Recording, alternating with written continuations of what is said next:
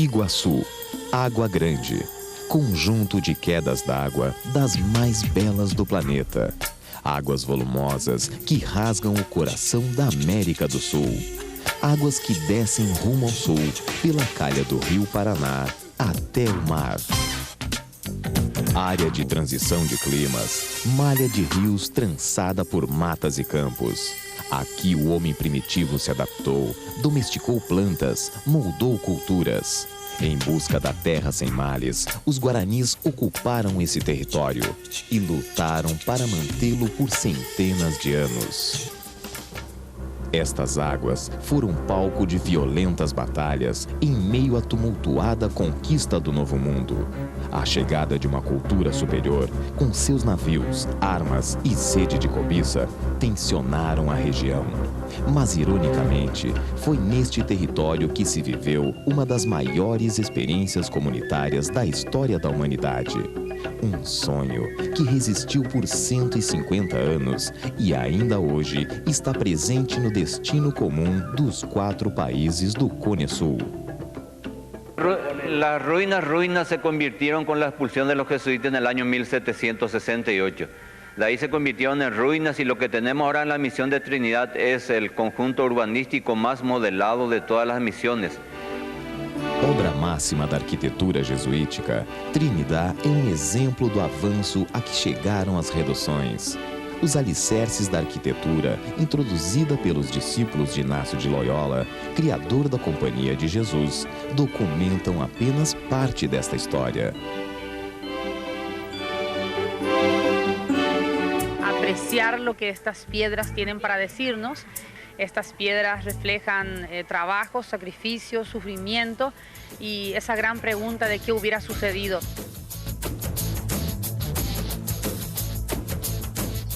O que essas pedras têm para contar é uma história que humanizou e modernizou as relações de vida e produção de um povo.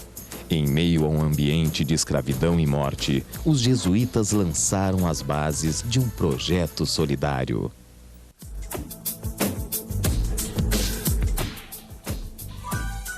Nós temos aqui uma história de um grupo de jesuítas junto com uns indígenas que foram reduzidos, que é uma história de trabalho comunitário que durou 150 anos. Este é um fato que a nível mundial nunca havia acontecido, incluso nem quando nos referimos à União Soviética ou algo, nunca uma organização destas comunitárias havia durado tanto tempo. Uma história com 2 períodos. O primeiro de 1609 a 1640, quando os jesuítas fundaram 60 reduções até o atual território do Rio Grande do Sul, sempre fugindo dos ataques das bandeiras paulistas na região do Guaíra. E o segundo, a partir de 1640, quando se aglutinam em 30 povoações e conseguem organizar a obra de catequização. O templo era o centro de tudo. Ainda hoje, testemunha maior, era a obra mais demorada, elaborada e rica em detalhes. Dava o sentido físico da redução, o sentido espiritual da existência. Tenemos la basílica muy importante, muy bonita, muy bien trabajada, hecha por un arquitecto italiano, Juan Bautista Primoli, mismo arquitecto que trabajó en las reducciones de San Miguel, Brasil. Em quanto à sua técnica construtiva, elas são construídas, quase todas são construídas em pedra. Temos em unas um sistema construtivo um pouco mais avançado e em outras um pouco mais rudimentar. Isto se deve também às etapas de construção que eles tinham. Todas as 30 reduções se organizavam ao redor do templo e da praça à sua frente. O acesso ao povoado era feito por uma avenida central que desembocava no templo, seu batistério e sacristia. Junto ao templo, o cabildo, sede da administração. Em um dos lados, a casa dos padres, a escola, o refeitório, o pátio das oficinas e os celeiros coletivos. Do outro lado, o cemitério e a residência das viúvas, Cotiguaçu. Atrás deste núcleo central, um pomar, hortaliças e flores, simbolizando a transição entre a natureza cultivada e o meio natural. Ese lugar era el Cabildo. Cabildo es el sistema de gobierno en las reducciones jesuíticas, que estaba formado por los caciques guaraníes. Los caciques en el Cabildo formaban parte de la administración del pueblo, eran llamados los corregidores, alcaldes, primer y segundo voto, alguaciles reales, escribanos, todos aborígenes guaraníes.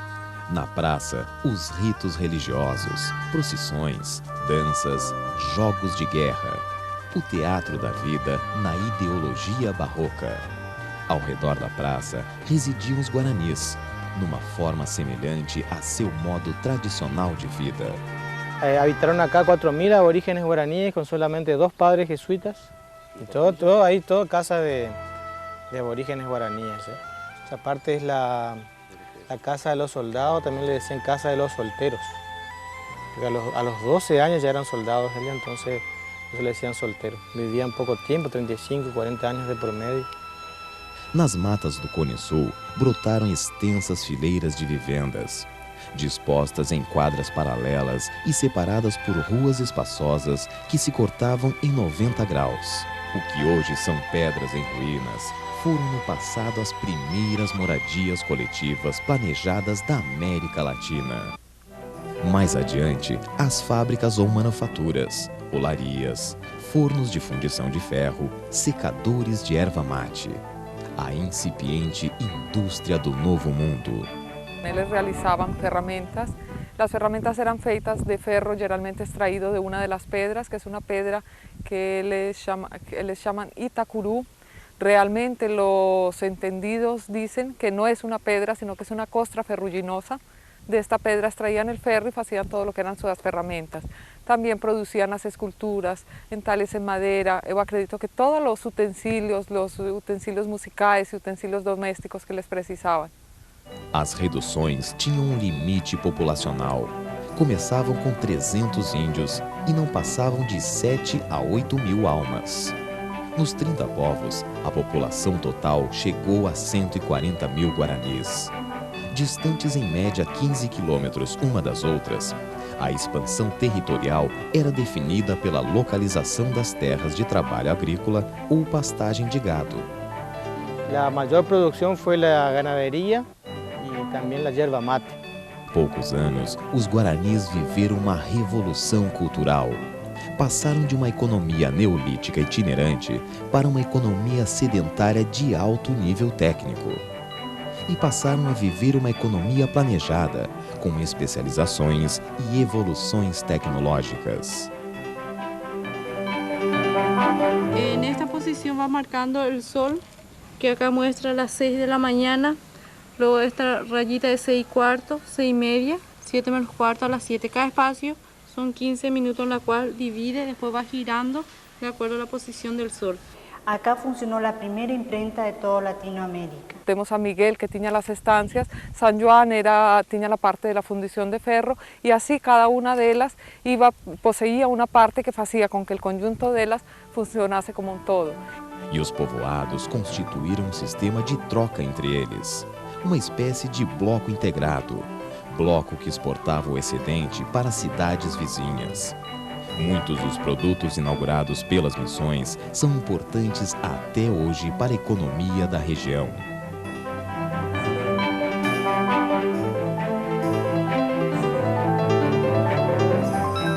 Os canaviais que floresceram hoje têm seus seguidores. Prácticamente 10 municipios están produciendo este tipo de caña. Es la industria más importante que tenemos en esta área. A semente da união lançada nas missões brotou no século XX em forma de cooperativas, que hoje reúnem milhares de agricultores. Quando começa a safra, há movimento nos pueblos. No Cone Sul de hoje, outras mãos colhem o trigo semeado nas missões. O milho domesticado pelos guaranis gera riqueza entre os descendentes de colonos europeus. O vinho apreciado na Buenos Aires colonial hoje é exportado para todo o mundo. Nos campos das antigas estâncias, a pecuária tem a mais apurada genética. A erva mate continua sendo produzida e o hábito de tomar o chimarrão ou tererê é comum aos habitantes dos estados mais ao sul do continente.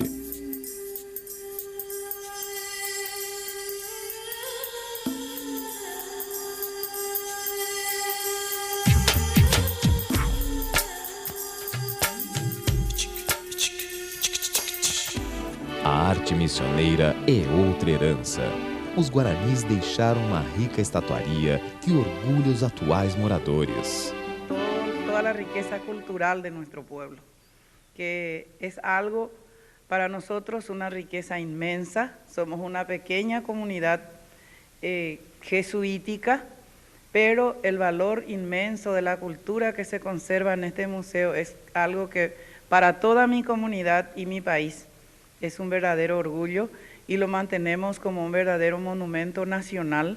Algumas imagens, alguns santos têm algumas feições indígenas em função de que os escultores eram os próprios indígenas, né? E os índios então reproduziam as imagens colocadas para eles, muitas vezes usando feições características dos índios guaranis, né? Até assim, algumas vezes enfeites, algum tipo de flor, tipo de embasamento dos santos, tem muito a ver com a cultura guarani mesmo, né?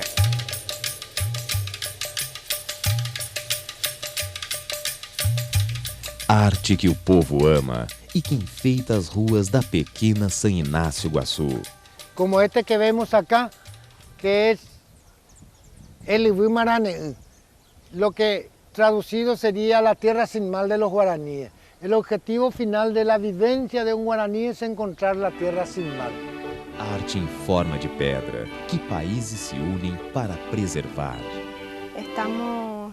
En este momento estamos realizando la limpieza física y química del monumento con la gente local y profesionales españoles. Y así logramos que esto quede impermeabilizado y ya que la humedad ya no penetre en las piedras y así se pueda mantener limpio, sin moho y sin que las piedras puedan deteriorarse.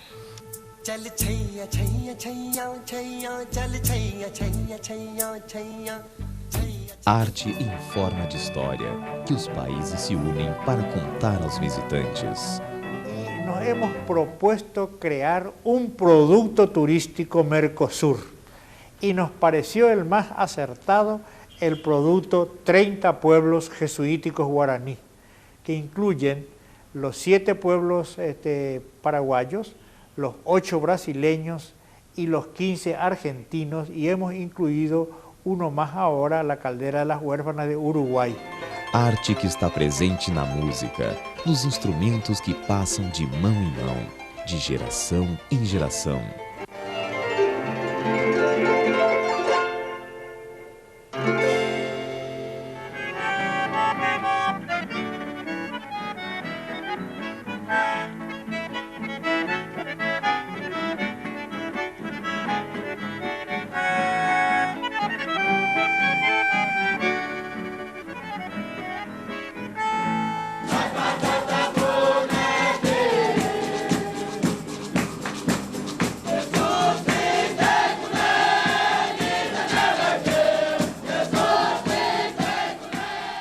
La única forma de apreciar lo que estas piedras tienen para decirnos.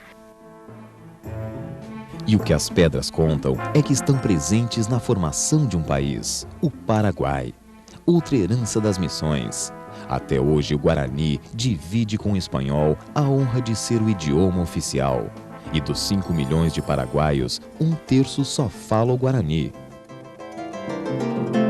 Nas reduções, o idioma guarani foi preservado e depois da expulsão dos jesuítas, serviu de integração nacional, forjando um sentimento de nação. A maioria adotaria mais tarde nomes espanhóis, completando a miscigenação. Se mezclan, se mestizan y dan origen a lo mejor de la gente, el gaucho en Corrientes, el tape, el mencho. Por eso no se sabe quiénes son los descendientes de acá porque todos se van y se mezclan. A derrocada final das missões coincidiu com o surgimento dos Estados Nacionais do Mercosul. As águas do Paraná, Prata e Uruguai continuaram palco de batalhas. O Paraguai declara-se independente em 1811, a Argentina em 1816, o Brasil em 1822 e o Uruguai em 1828, decretando o fim do período colonial no sul da América Latina. e a segunda metade do século XIX consolida a presença da imigração europeia e a inserção do Cone Sul na divisão do trabalho dos países capitalistas, cada um conquistando individualmente seu espaço na economia mundial. A semente de um comércio intra-Cone Sul demoraria para vingar no século XX. Entre os anos 50 e 70, o Cone Sul recebe grande aporte de capital internacional. A região precisa de energia para fazer a roda da indústria girar e fundar as bases de uma moderna economia. E a Água Grande dos Guaranis entra novamente na história. Em 1966, Brasil e Paraguai assinam a Ata de Iguaçu e, em 1973, o Tratado de Itaipu, para construir a maior hidrelétrica do mundo. A obra monumental que consolidaria a união entre os países tem início nas águas do Rio Paraná em 1975. A construção, que chegou a reunir 40 mil trabalhadores, dura 7 anos e em maio de 1984, Itaipu começa a produzir energia. Hoje, 12.600 megawatts atendem 25% do consumo brasileiro e 90% do paraguaio. Que Itaipu foi o primeiro passo para a integração regional. Itaipu envolveu um acordo entre dois países, Brasil e Paraguai, mas a interveniência da Argentina. Em função da construção de Itaipu, houve a necessidade de estabelecer o acordo tripartite entre Brasil, Argentina e Paraguai quanto ao uso das águas do Rio Paraná. Portanto, Itaipu, além de produzir energia para o Brasil e Paraguai, além de ter desenvolvido toda a fronteira oeste paranaense e também a fronteira paraguaia, estabeleceu também parâmetros para aquilo que veio a ser o Mercosul posteriormente. A música de Itaipu, Pedra que Canta em Guarani, colocou Brasil, Paraguai, Argentina e Uruguai no mesmo diapasão. Em 1991, os 4 países celebram o Tratado de Assunção para a constituição de um mercado comum do Sul, o Mercosul. É o primeiro passo para a integração latino-americana.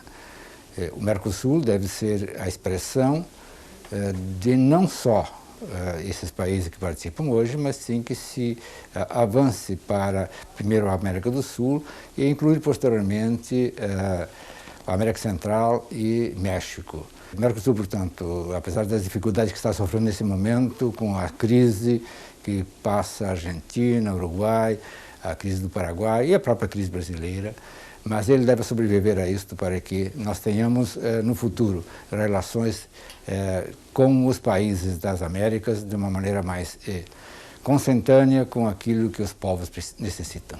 Depois de séculos de conflitos, os países do Cone Sul adotam o sistema de bloco das missões, a resposta à globalização da economia. Unido, o Mercosul tem 200 milhões de habitantes e um produto interno bruto de mais de $1 trilhão. Um bloco respeitável que tem muito a ser aperfeiçoado. Ao longo dos anos, muito se especulou sobre os tesouros das missões. Minas de ouro escondidas, riquezas enterradas. O tempo passou e ficou provado que não havia ouro. A grande riqueza está na herança de uma organização econômica e política solidária. A grande riqueza está no que fez progredir as missões e faz progredir hoje os países do Mercosul. O trabalho duro da gente desta terra.